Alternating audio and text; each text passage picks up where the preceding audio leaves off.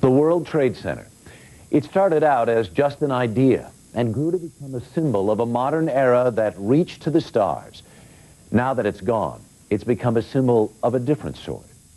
Good evening, I'm Harry Smith. The destruction of the World Trade Center on September 11th will be remembered forever. It will be remembered for the thousands of lives that were lost on that day, each life a story cut tragically short. It will be remembered as the worst terrorist attack in history, as two hijacked planes crashed into its twin towers, bringing them down one after the other. But remembering the World Trade Center only as the site of a disaster, seeing it in history only at that fatal moment in time, well, that would be doing it a disservice. For the World Trade Center had a life, too. It lived for 27 years as a landmark, a feat of engineering, a tourist attraction, a workplace. So tonight, we are celebrating that life, telling its story. We'll hear from people who knew its life intimately, who battled politics and nature to build the world's tallest twin skyscraper, who nurtured it and watched it change as it found its place in the skyline of New York and of America. We at the History Channel have been planning this hour about the life of the World Trade Center for months before the awful events of September 11th. Because of that, because all the interviews took place prior to that awful tragedy, some of the people who you will meet tonight will be unaccountably smiling, telling warm and loving stories about a building made of cold steel and concrete. In fact, some of the people who you are about to see on this program are among the missing. This hour was meant to be a tribute. Now, it's an obituary. The World Trade Center, unmistakable in its silhouette against the sky. Its twin towers of steel, glass, and concrete reach more than 1,360 feet in the air, dominating the skyline as Manhattan's tallest structures. The pair has come to symbolize both the contemporary spirit and vitality of New York. I believe New York's icon at the moment is the World Trade Center. It's in every major picture around the world as symbolizing New York. I think anyone who studies it on a certain level falls in love with the World Trade Center. No matter what you think about it aesthetically, no matter what you think about it politically or culturally, no matter how you think it looks on the skyline, the fact that human beings have the ingenuity to be able to do this kind of thing is, you know, kind of stunning and affirming in an odd kind of way. Nothing else like this had ever been built before or since. And I think the beauty, the architectural beauty of the World Trade Center is subtle, and it's easy to underestimate. Each tower is 110 stories high. Each floor, an acre in size. Under each roof, 4 million square feet of space. But the towers are merely the focal point of what is an extraordinary complex of 7 buildings. In all, there are more than 12 million square feet of enclosed space. You have to imagine a small town concentrated vertically rather than spread out over 1,000 acres. It's concentrated on a 16-acre site. 40,000 people work here. Another 2 million visit each year. And although the complex was built to be a center for international trade, the reality is that few businesses here have much to do with foreign trade. Some 325 companies, from stockbrokers to high-tech firms, share this prestigious address with the U.S. Customs House, a Marriott hotel, and Manhattan's largest indoor shopping mall. Subway lines intersect here at the World Trade Center, so people can come in underground, never get wet, never get snowed upon, go to their office, go downstairs, do their shopping, grab lunch, come back to their office, and go home underground. And you never go outside. So it's a city within a city. And supporting the city within a city is an elaborate infrastructure, dependable and vigilant. There's a whole building that exists inside of the World Trade Center that nobody gets to see because it's what runs the building, including all the stuff downstairs, the massive systems, electrical, air conditioning, and other, that actually allow us to sit here pretending that we're in a natural environment. Nothing could be less natural than a super tall building, nothing could be less natural for its time than a building like the World Trade Center.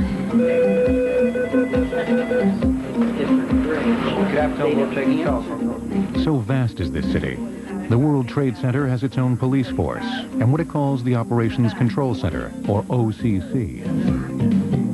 The department's sole responsibility is to keep this mini metropolis safe, clean, and functioning. The Operation Control Center of the World Trade Center could be compared to the war room on board a warship. It's manned 24 hours a day, 7 days a week, and they respond to crises. The OCC can be found in the sub-basement in a series of windowless offices. Whatever goes on here at the World Trade Center is typically coordinated through that room. If a tenant has a flood on their floor from an air conditioner overflowing, that's where they call. If the fire department needs a security guard to open up doors, they're the ones that are sending the security people with the right keys to open up the door. More than 30,000 work orders are handled each year. The OCC monitors all emergency water and electrical systems, including the World Trade Center's immense refrigeration unit. I was overwhelmed with the size and scope of the machinery. It was larger than the flight deck of an aircraft carrier. Just huge pipes on a scale which reminds one of Gulliver's Travels, and one feels like a Lilliputian among such huge machinery. 4 basements below the Twin Towers, on 2.5 acres of concrete, is the heart of the World Trade Center's air conditioning system. It's a system so massive, it can filter and circulate 9 million cubic feet of air per minute. We're roughly 60 feet below grade.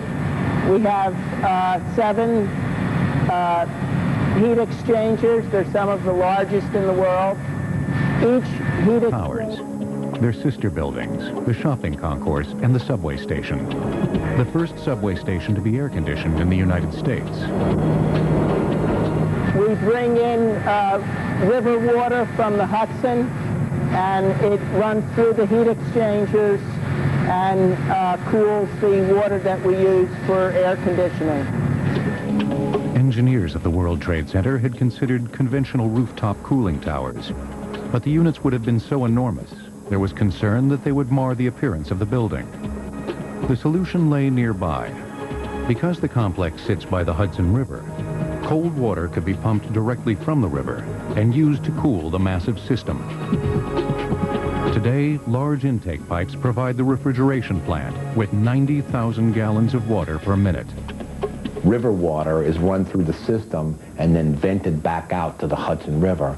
Of course, the Environmental Protection Agency keeps a close watch because they don't want too fierce of a temperature gradient because of the flora and fauna in the river itself. The World Trade Center complex has 71 escalators and 254 elevators that make as many as 450,000 trips a day. The express elevators can travel at speeds of up to 27 feet per second, or 19 miles per hour. The elevators are quite powerful. Each elevator has its own motor and its own motor generator set, generating about 480 horsepower. In case of a power failure, the World Trade Center has 6 emergency generators. This backup system can yield 7,200 kilowatts, enough to satisfy the needs of 4,000 suburban homes. It's just enough to power an elevator bank in each tower, stairway lighting, fire sprinklers, and other emergency essentials.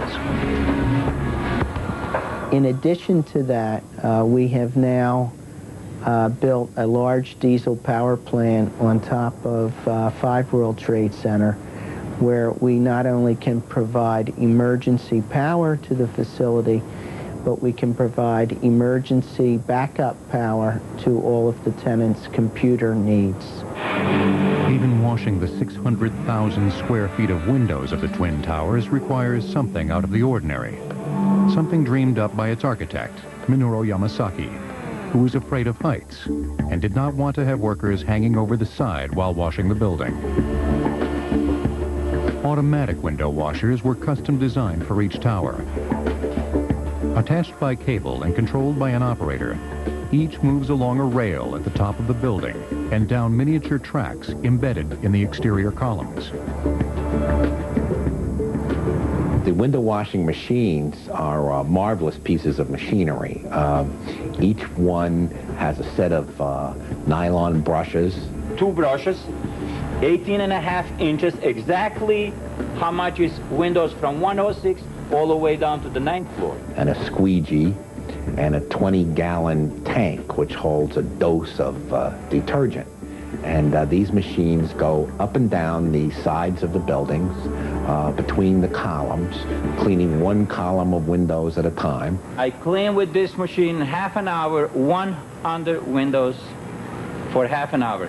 20 minutes going down washing, slow speed. 10 minutes comes up on fast speed. Then I move to one column to the other and send the washer again. For half an hour I am free. The washer does everything. The machine takes a full day to clean 12 window columns, 5 days to clean an entire side. When one side is finished, turntables on the roof guide the machine in position for the next side. In a month's time, it will have done all 4 sides and repeats the process. This is done just like clockwork from March to December. However, during the winter months, the operation is suspended because the water would freeze. Every corner of this synthetic city reveals the unexpected. Underground, as congested as any street in Manhattan. A loading dock where hundreds of trucks jostle for space to unload deliveries. 1,377 feet above, on the South Tower, the world's tallest outdoor viewing platform. On clear days, visibility is 45 miles, with dazzling views of New York and New Jersey. Today, the World Trade Center has become an icon for success, ambition, and Manhattan itself. We see it in ads and on television. We've become so familiar with it that it's now entwined with the New York of our imagination. And remarkably, after all this time, it continues to inspire awe.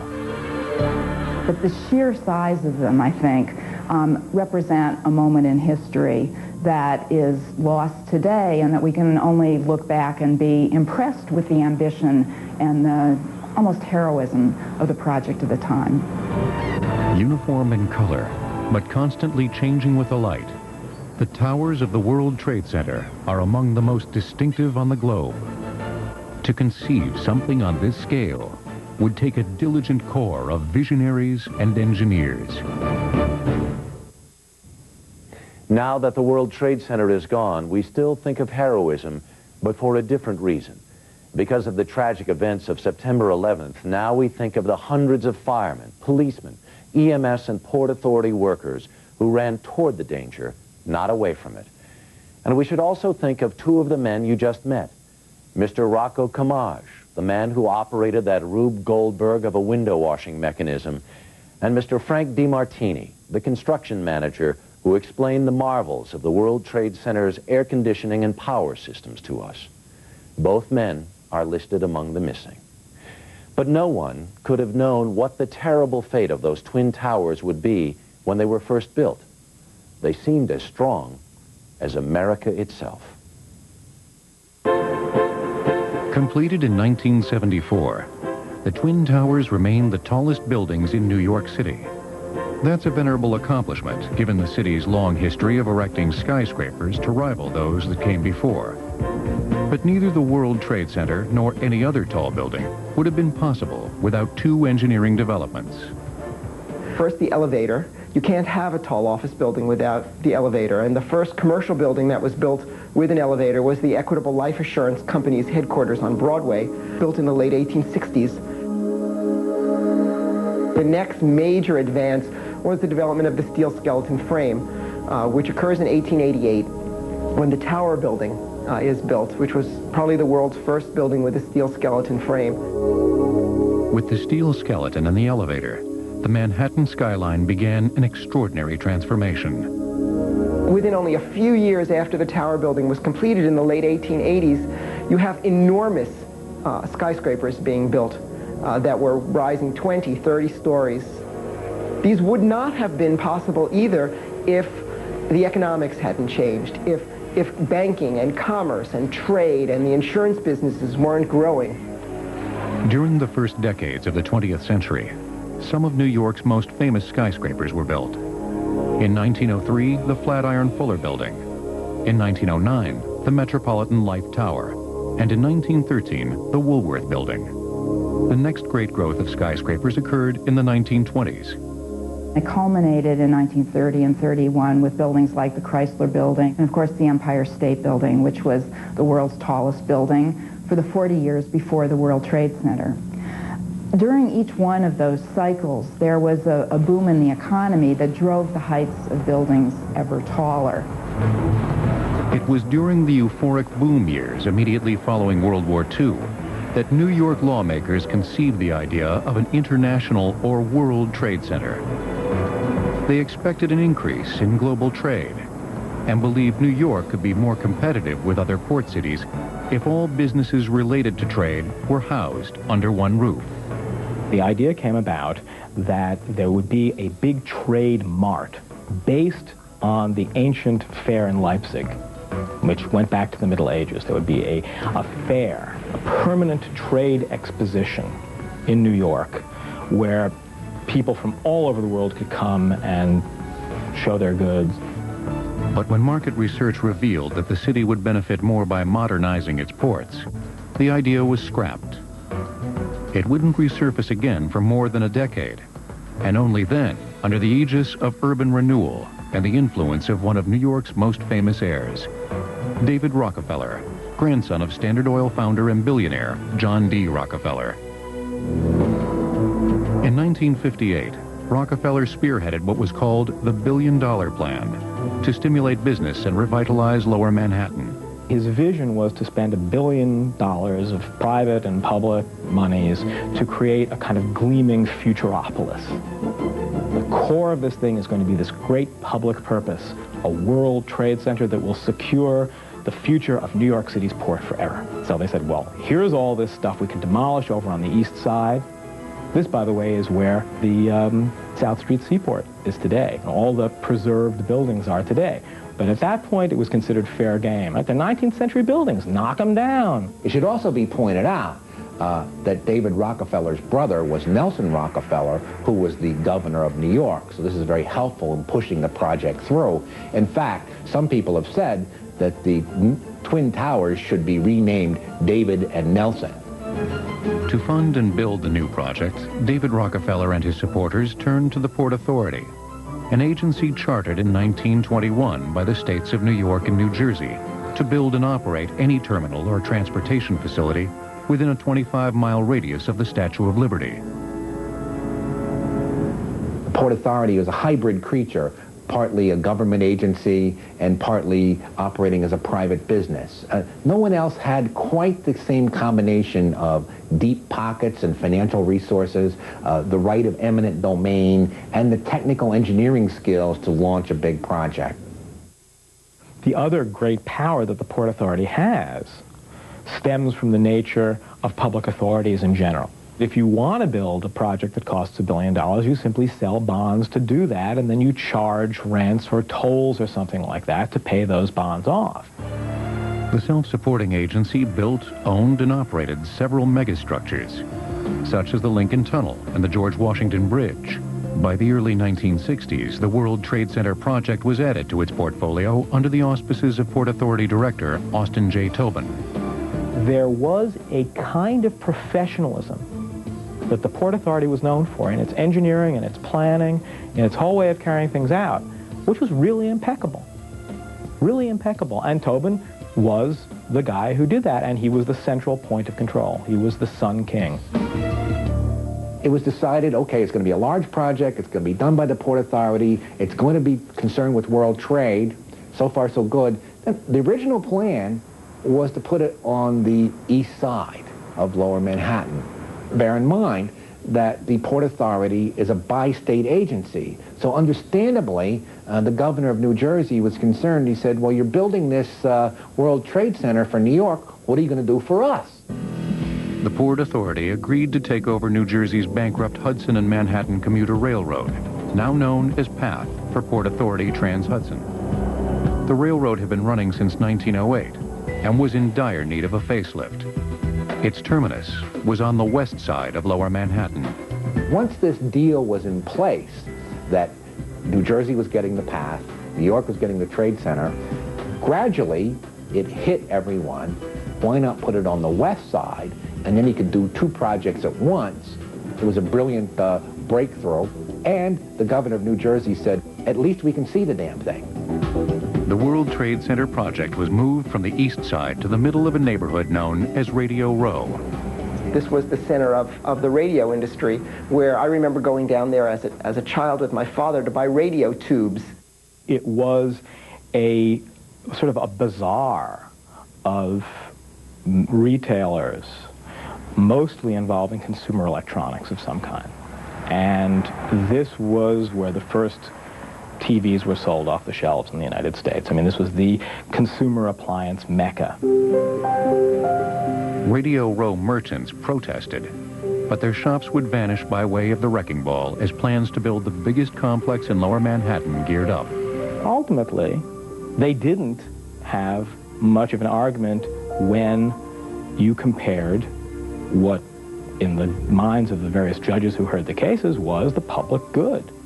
Well, I mean, you're just a business. You can go and you can move someplace else. But this is Lower Manhattan, and the financial district has to expand. I mean, look, you guys got to get out of the way. The merchants were bought out. Planners decided the World Trade Center site would occupy 16 acres, but it was not yet known who would design it.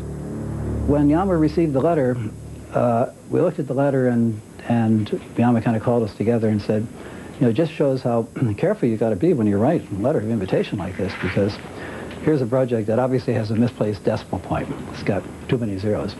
Who would be asking our firm to do a project of $250 million?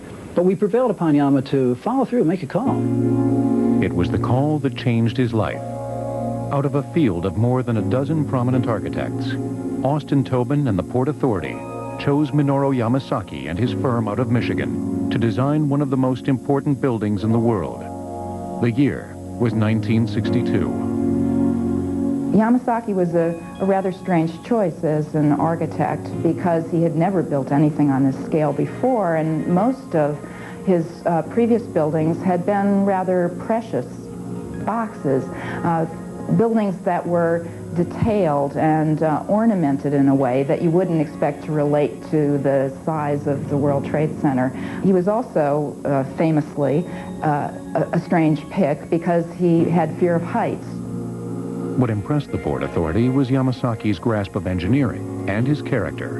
He was a self-made man, rising from a hard-scrabbled childhood in Seattle to acclaim as an award-winning architect. They saw someone who was similar in some ways to them and to their values. This was not an architectural prima donna. Yamasaki and his team went to work studying and designing over 100 different schemes and models. There were times when something would just simply go wrong. Yama would look at it and would see the flaws in it quickly and very compassionately say, let's try a little something else. Yamasaki finally settled on a two-tower development between 80 and 90 stories tall. Its plaza was evocative of the Piazza San Marco in Venice. Light poured into interior public areas, and windows were designed shoulder width to give people a sense of security, no matter how high the floor. But the Port Authority wanted to make one important change. Given the square footage demands of the World Trade Center project, the Public Relations Department began to say, well, why not make it the tallest building in the world? He was very, very nervous about that because of the cost of pushing those extra floors in. He was fearful that the economics of the project would dictate to stripping away some of the things at the ground level for the planting in the plaza, the flowers in the plaza, the sculpture in the plaza. And even in the lobbies, the amount of marble that's in the lobbies, the stainless steel doors, all of these things that he was so fond of. The budget was increased. Little, if anything, would be scaled back. And the famous 1,250-foot Empire State Building, the tallest building in the world since 1931, was about to be eclipsed by the new 1,360-foot towers of the World Trade Center. the World Trade Center was conceived back in the 1960s when I think American ambition and a faith in technology was really at its peak. If you think of the other sort of supersized topics of the day like jumbo jets, you have some sense of the sort of ambitious love of bigness that the World Trade Center represents. But to achieve that bigness, it would take engineering innovations and an army of workers manning revolutionary equipment. Of course, as we now know, the World Trade Center represented something more than just America's love of size and technological ingenuity. It stood as a symbol of the American way of life, and it was because of what it symbolized that it was attacked and destroyed by terrorists on September 11th. We'll continue in a moment. We pledge our lives, our fortunes, and our honor. What your country can do for you, ask what you can do for your country. We shall overcome. This great nation will endure as it has endured. We will not tire, we will not falter, and we will not fail.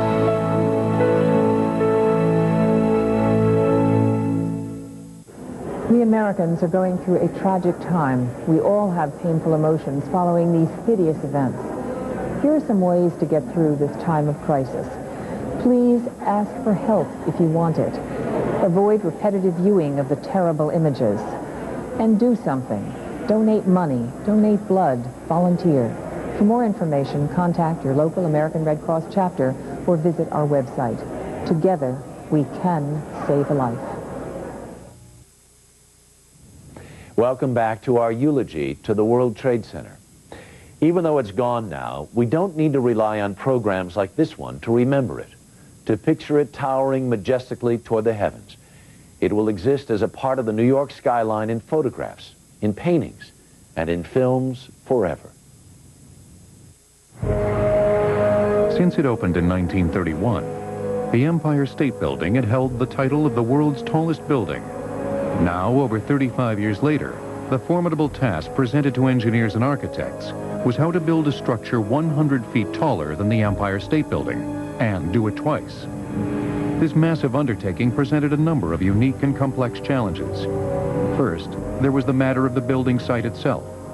A major problem in the construction of the World Trade Center was the fact that it was going to be built in Lower Manhattan in an area which was fundamentally fill. You have to think about the geology of the area. Lower Manhattan represents the confluence of two large rivers and the ocean. Since the 1600s, the waterfront had been extended by over 700 feet by landfill operations. It had been filled with dirt, rubble, old piers, and wharves. To reach bedrock, engineers would have to dig down 65 feet and at the same time not disturb the foundations of the surrounding buildings. If you start to dig a hole, what happens is that if you only go down 3 feet, your hole fills up with water. They needed to dig not just a 3-foot hole, but a very, very large hole. It would have been the equivalent of pumping out the entire Hudson River. Not only that, even if you were able to pump all the water out, which is virtually impossible, the surrounding buildings would have collapsed. The first obstacle, then, was how to control and remove the water while laying the foundation of the enormous structures. They had to come up with extremely unique and wonderful engineering techniques to actually pour that foundation while all this water was pressing in on the foundation structure itself. The solution came from engineer Ray Monty, who would utilize the slurry trench method. It had been used for subway construction in Europe and in Canada, and now would be used for the first time in the United States. For this project, excavating machines would dig a 3-foot wide trench down to bedrock. As dirt and rock were removed, they would be replaced by the slurry.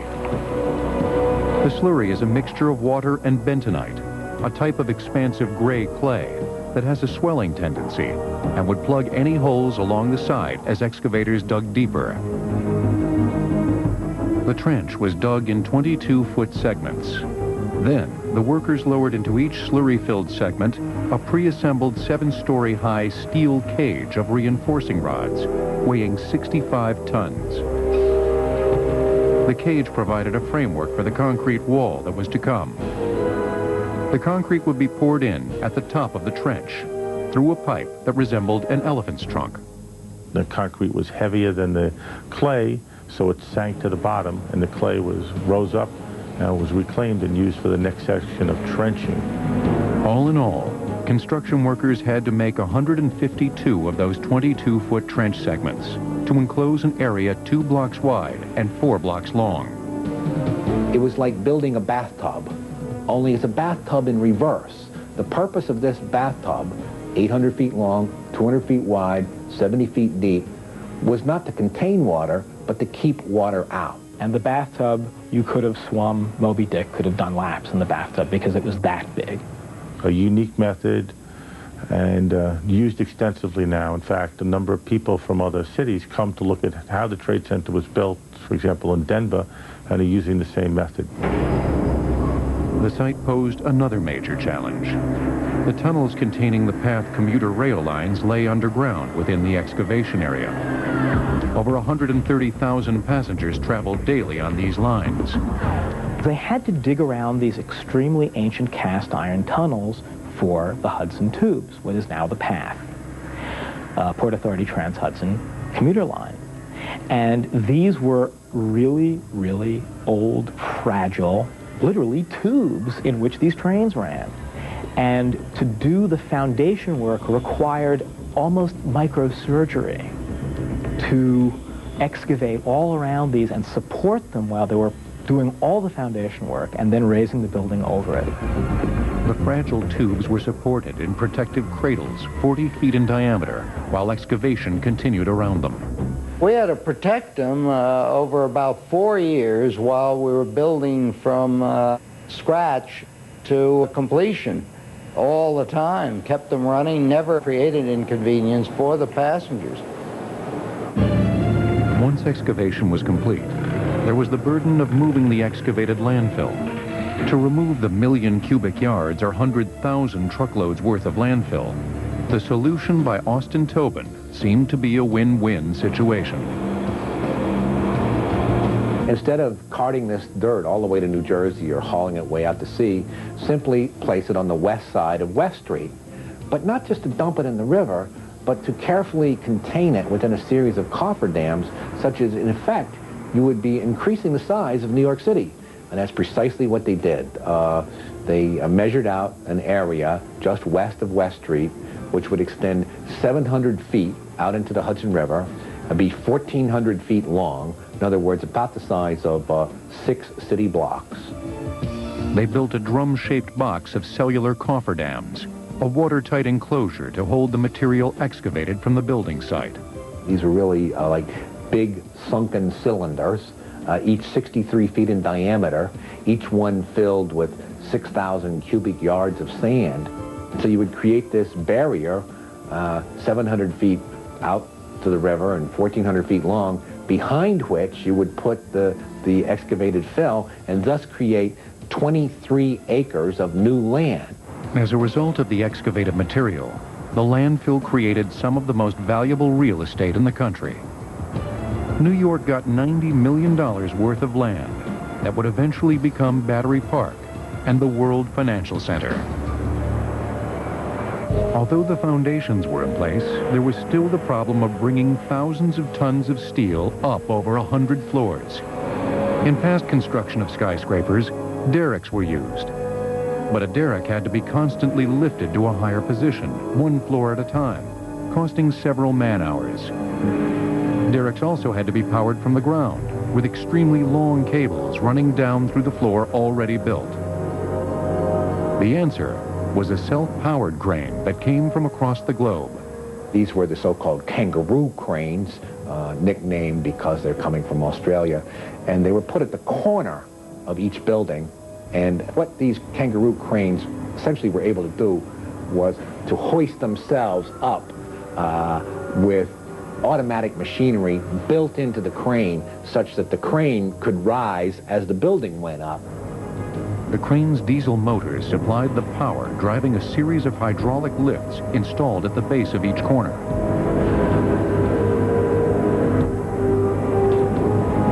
Then an interesting problem at the very end is how do you get the kangaroo crane down?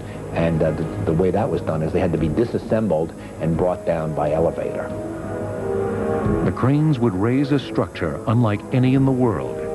Before the buildings would be finished, more radical construction and engineering methods would forever change how skyscrapers were built. You may have just recognized one element of the World Trade Center that has become world famous. World famous for the worst of reasons. A large piece of the exterior skeleton, the skeleton that was part of the revolutionary construction methods used to build the Twin Towers, was the last element standing after the terrorist attack of September 11th. And although that last remaining upright structure has since been taken down, for the first few days after the tragedy, the image of a piece of that skeleton was in newspapers and on television around the world. Also, a word of warning. You're going to hear from the late Mr. Frank DeMartini again, and he's going to confidently describe how sturdy and secure the Twin Towers are, even if a plane were to crash into them. If you find that profoundly unnerving, you are not alone. Construction of the Twin Towers began in August 1968. Architect Minoru Yamasaki would move away from conventional techniques with a completely different type of skeleton. The common sense way of understanding the construction of a skyscraper, we think back to our childhood, is building it like an erector set. You have little pieces of steel which you hold together with rivets and grommets, and it's like building a cage. This is the normal way of building a steel skyscraper. It's a cage-like construction. You have vertical members and horizontal members, and you build little boxes, and you pile box upon box upon box, and thus you have a skyscraper. Yamasaki wanted something different. What he decided on was a revolutionary way of constructing high-rises, the exterior skeleton system. What Yamasaki came up with, in conjunction with structural engineers, is to make the skin of the building much stronger so that you wouldn't need internal columns. Ever since the 19th century, skyscrapers have been built with a network of interior supporting columns. Their exterior walls were merely curtain walls that admitted light and kept out the rain. But in the World Trade Center, its tough exterior walls would carry the vertical loads and have the strength to resist the enormous force of lateral winds as well. High-strength steel that had not been available before made this possible. A good analogy, I think, to explain it is the World Trade Center towers are like stalks of celery. The rigidity comes from the outside, not from the inside. And this also accounts for their unique appearance. The building was designed to have a fully loaded 707 crash into it. That was the largest plane at the time. I believe that the building probably could sustain multiple impacts of jetliners because this structure is like the mosquito netting on your screen door, this intense grid, and the jet plane is just a pencil puncturing that screen netting. It really does nothing to the screen netting. To achieve this kind of strength, engineers conducted two comprehensive tests. The first was a boundary layer wind tunnel test. Scale models of the World Trade Center, along with a large section of the city, were put into a wind tunnel. Planners spent hours doing mathematical stress calculations of various wind effects on the building. With the World Trade Center was the first time that for a high-rise building that comprehensive boundary layer wind tunnel studies had been performed. And previous to this, people had studied the effects of wind for aeronautical projects, for use in cars, designing cars, but for buildings that had not been used. 30 years later, that type of testing is standard practice in the structural engineering industry. The second was a human sensitivity test. They created a very interesting experiment. The bait for this particular experiment is they were offering free eye examinations. And unbeknownst to the people, while they were getting their eye exam, it was a legitimate deal. They did get the eye exam, but what they didn't know was that the room in which the eye examination was taking place was being subjected to variable forces of sway.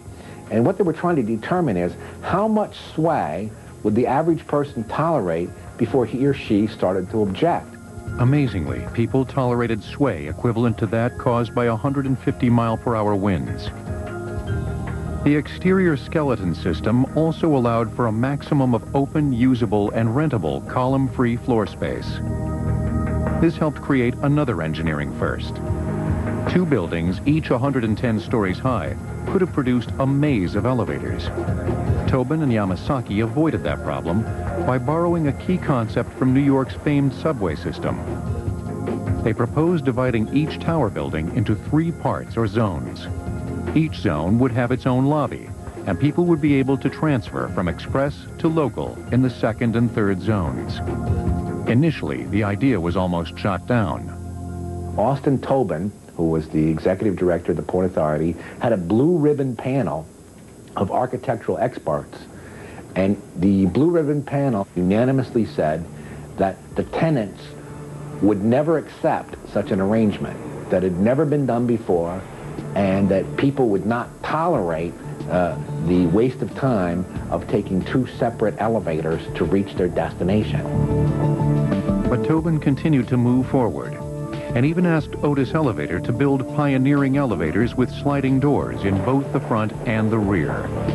The first people in the elevator were also the first people out.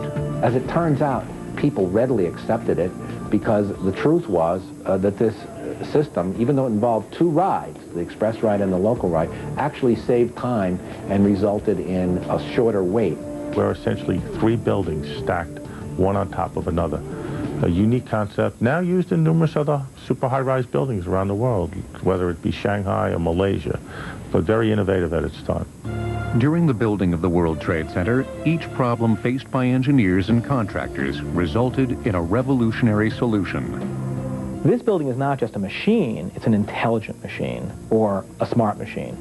And one of the things that, again, the Port Authority was way out ahead of everybody else in really marshaling the best, not just structural engineering minds, but also the best electrical and electronic engineering minds. All of these pioneering ideas created a complex that was structurally sound and incredibly efficient. Its strength and its very existence would be most severely tested not by high winds or a jet airplane, but by an unforeseen and appalling act. That terrorist act took place in 1993, an explosion that killed 6 people but left the Twin Towers of the World Trade Center essentially intact. What no one could foresee was the terrorist attack of September 11th. It destroyed both buildings entirely and killed thousands of innocent people. One of those innocent people was Mr. Frank DeMartini. Both he and his wife were in his office when the first plane hit. He sent her down the stairs and safely out of the building while he stayed and tried to help others. Mr. DeMartini is also the gentleman from whom you just heard, who correctly yet eerily pointed out that the World Trade Center could withstand a blow from a 707 jetliner. But physicists and engineers agree that no building, certainly no building anyone would want to work or live in, could withstand the intense heat generated by the burning jet fuel from a fully loaded 767 used as a weapon of mass destruction. Like the rest of us, the late Mr. DeMartini could never have imagined such a thing. On February 26, 1993, a horrific act of international terrorism struck the United States. In an attempt to bring down the Twin Towers, Islamic terrorists called the Fifth Liberation Army planted a bomb equivalent to 2,200 pounds of TNT in the parking garage of the second-floor basement of Tower 1 at the World Trade Center. At 12:18 p.m., a huge explosion left 6 people dead and more than 1,000 injured. It was just a day that you don't forget. I wasn't injured at all in the bombing. I just was hit by a falling ceiling tile, and I guess it wasn't my time. I was about 150 feet from ground zero. And I took the elevators down to the B2 level, was walking down the hallway that day, and I just entered the door to my office, and the bomb went off. All I remember is a tremendous loud sound and a blast of wind going behind me, and the secretary that was walking with me that day, and she was heading down the hall to the carpenter's office, both of her legs were broken by this blast of wind. She wasn't hit by anything other than the blast force. Then, within about a half a second, my mind had realized that it was a bomb, and that's what I yelled to everyone in the office: "It's a bomb, get out." The massive explosion ripped through the basement floor, creating a hole 100 feet wide, 4 stories deep, a tomb of crumpled cars, concrete, and twisted steel. However, the apocalyptic devastation hoped for by the terrorists did not come to pass.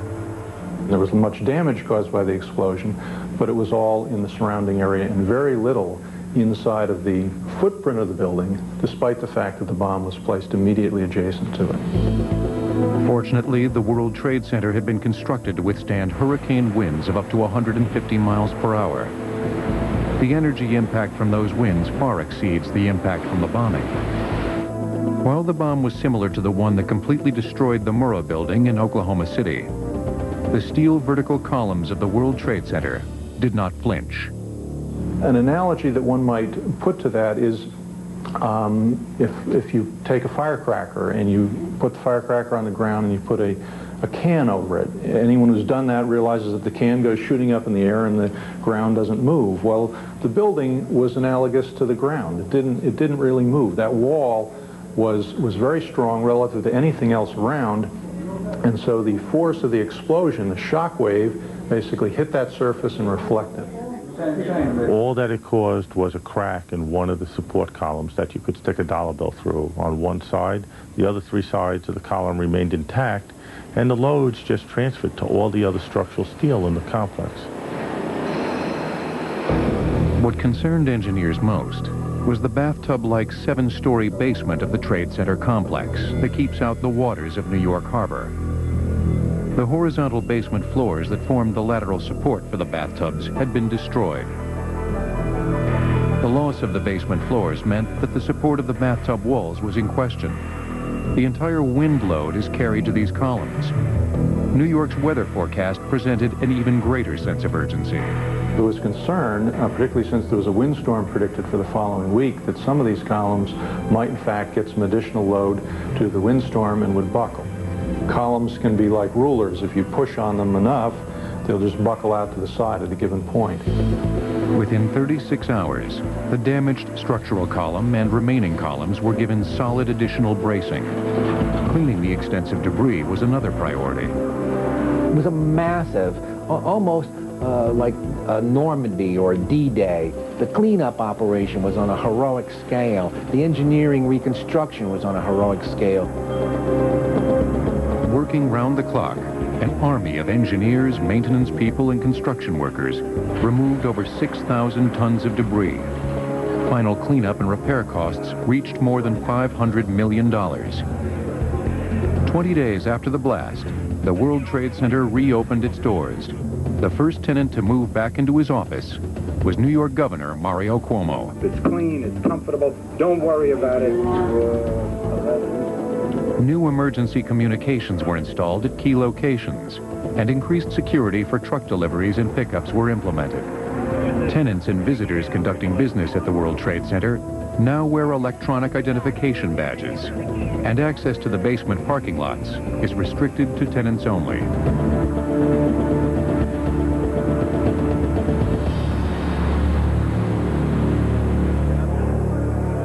There was a loss of life. Some of my friends were killed in this incident. But it shows the tremendous resiliency and strength of these 2 towers, that such a significant event resulted in what was amazingly not that much property damage, and what could have been a real tragedy, only 6 people were killed here, rather than the tens of thousands that the terrorists wanted to kill. It was a symbolic act more than a murderous act. The World Trade Center is a symbol, an icon, a representation, not just of the port of New York and New Jersey, or of Lower Manhattan, or of Wall Street, but indeed of the capitalist system, and by extension, all of America. Now, more than ever before, the World Trade Center could be seen as a symbol of New York's strength and resilience. Great engineering projects like this become another way of our continuing to tell a story about who and what we are. You know, that's one of the ways that civilization reproduces itself.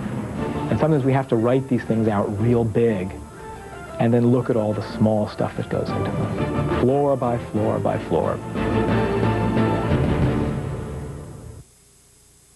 Of course, the World Trade Center is gone now, reduced to a massive pile of rubble. The bombing of 1993 dwarfed by the horror of September 11th, 2001, when 2 hijacked passenger jets were turned into terrorist weapons and flown head-on into the Twin Towers. It is yet to be decided what will go there in its place. Some are suggesting a similar structure, a new symbol, this time of perseverance and perhaps defiance. Others are talking about a memorial to the thousands of innocent civilians who died on that day. But whatever is put in its place, there will always be a World Trade Center towering in the memory of every American. I'm Harry Smith. Thanks for watching.